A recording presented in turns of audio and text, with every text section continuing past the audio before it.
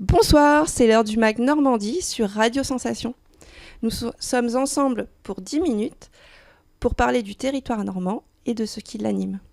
Ce soir, nous recevons Guillaume Marlière. Bonsoir Aurélie. Vous êtes ceinture noire et assistant fédéral. Exactement. De Krav Maga. Ouais, Alors, ça. qu'est-ce que le Krav Maga ? Alors, le Krav Maga, c'est une méthode de self-défense qui vise à la simplicité et à l'efficacité. Est-ce que c'est un sport martial ou est-ce que c'est un art martial, pardon ? Alors, c'est un petit peu de tout. Je pense en particulier avec dans le team Raymond Gros, je pense qu'on aborde tous les aspects du Krav Maga. C'est-à-dire que c'est à la fois un art martial avec les valeurs que ça véhicule. C'est aussi un sport, c'est-à-dire qu'on insiste sur la condition physique. Et c'est évidemment une méthode de self-défense. Donc se sortir d'un mauvais pas le plus simplement, le plus rapidement possible et en essayant de s'en sortir indemne. Donc c'est un sport de self-défense qui mélange plusieurs techniques ? Alors ça vient de plusieurs techniques, de plusieurs sports de combat, de plusieurs arts martiaux. C'est un mélange, c'est vivant, ça change tout le temps. On affine les techniques. On a des percussions, comme dans les sports de combat pied-point. On a des immobilisations, on a des projections, on a des clés comme dans l'aïkido, des projections comme au judo. Donc c'est vraiment un mélange qui vise à apprendre un petit peu ce qu'il y a partout, parce que chaque art martial, chaque sport de combat a quelque chose de particulier qui fait son efficacité. Donc on pioche là-dedans pour avoir la méthode la plus efficace possible. D'accord, donc l'objectif en fait c'est de pouvoir se défendre. C'est de pouvoir se défendre, c'est de pouvoir vraiment se sortir d'une situation potentiellement dangereuse et s'en sortir indemne.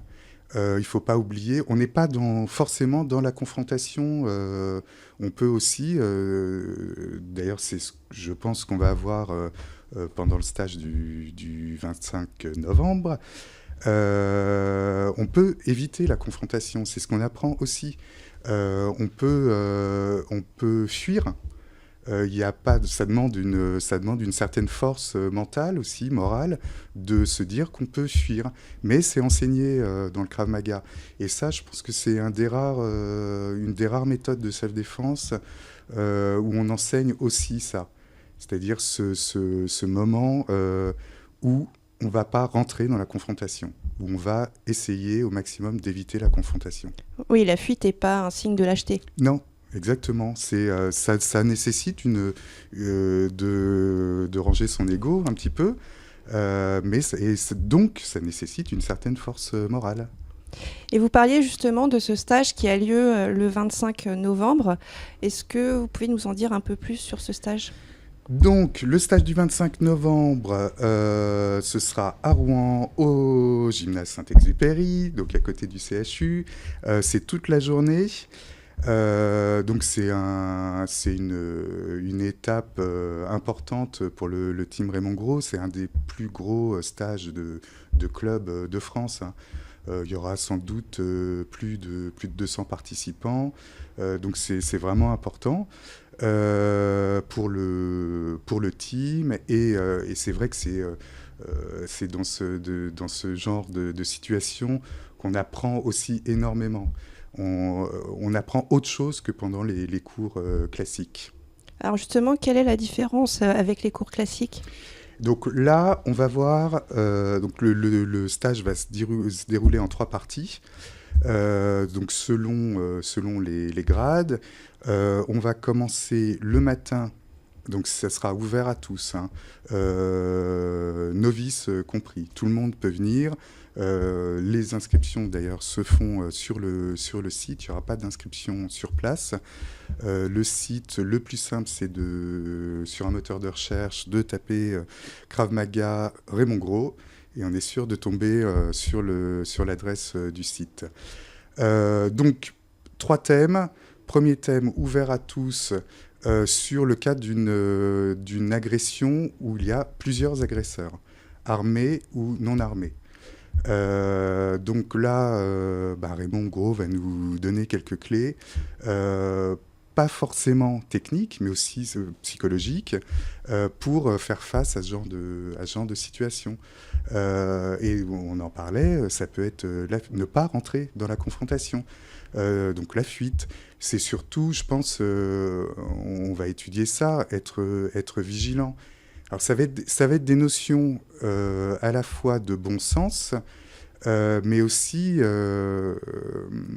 qui demandent à être répétées, et surtout par quelqu'un comme Raymond, qui a une autorité incontestée dans le domaine des arts martiaux et de la self-défense, et qui, lui, va pouvoir nous dire, et va pouvoir dire aux novices et tout ça, on peut fuir.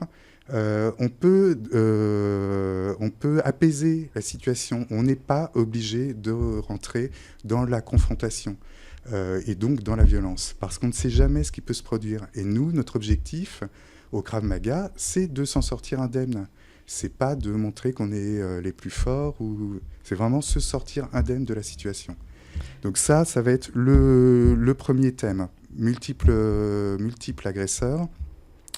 Donc gérer l'avant-confrontation, la confrontation, avec là des techniques qu'on va étudier, qui ne sont pas forcément les mêmes techniques que pendant les cours classiques.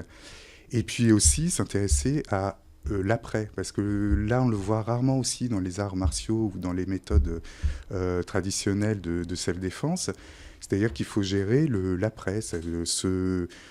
Si, dans le cas d'une agression à l'arme blanche, ça peut être l'autopalpation pour voir si on n'est pas blessé, parce qu'on ne sent pas forcément le coup. Ça peut être téléphoner simplement au secours, ça peut être porter plainte, etc. Mais c'est important de gérer aussi l'après-agression. D'accord.